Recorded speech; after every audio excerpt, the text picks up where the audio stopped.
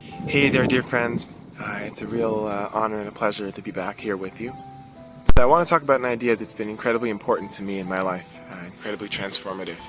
And I want to give that to you, Yizat Hashem. So in life, we find ourselves in this constant chase after accomplishments and successes and approval from others, all in order to achieve one thing, really. It's called oneg, a deep sense of pleasure. And for all of our chasing after those things, we actually experience very little of that oneg.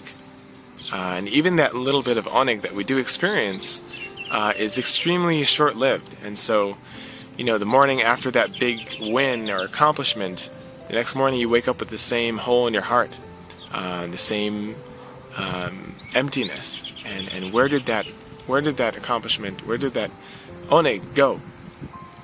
And so the idea goes as follows.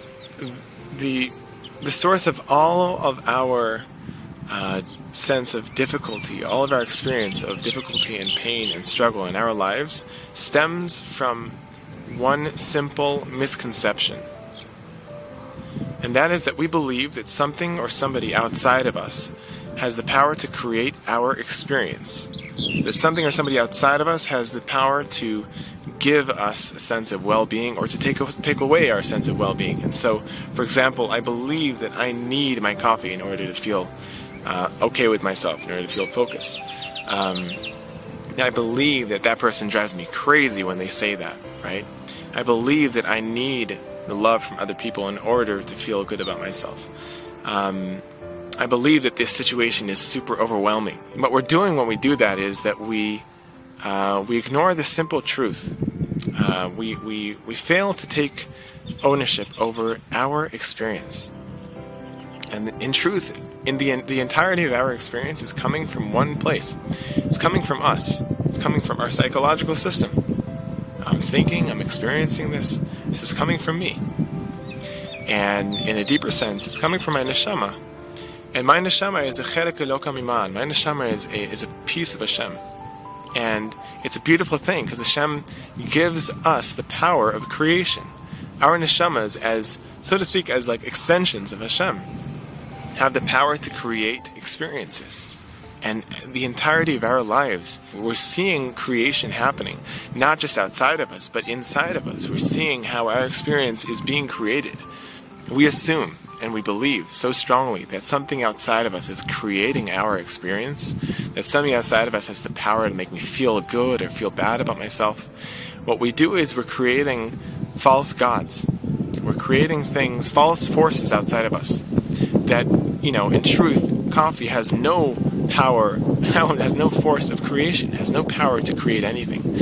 And yet I attribute power of creation to that coffee, or to that person, or to that situation. If we look at the Ten Commandments, the first two commandments say it so clearly, and Hashem lays it out in such a beautiful way. The first commandment is Anochi Hashem. Anochi Hashem is, Hashem says, I am Hashem your God. But in a deeper sense, Hashem is saying, you're Anochi.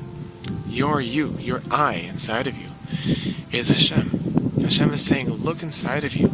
This force of creation is happening inside of you as you speak, as in your experience, in your life. It's happening inside of you. Come to terms with the fact that Hashem is creating through you, and that my experience in my life is a creative force that Hashem allows me to have, and to take responsibility over my experience, that I have the power to change the way I experience things. And the second commandment is so beautiful, the way it's set out. But the second commandment is Lo yeh lecha elokim acharim al panai. Don't create false gods.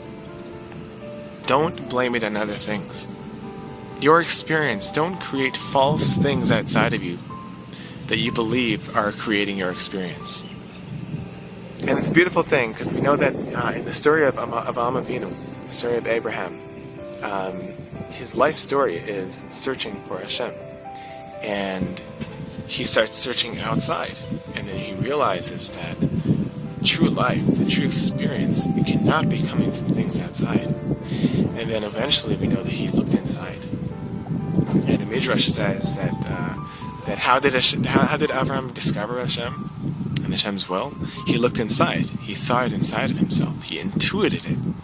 And it's a beautiful thing that Hashem gives us the power to intuit godliness, to intuit His Ratzon.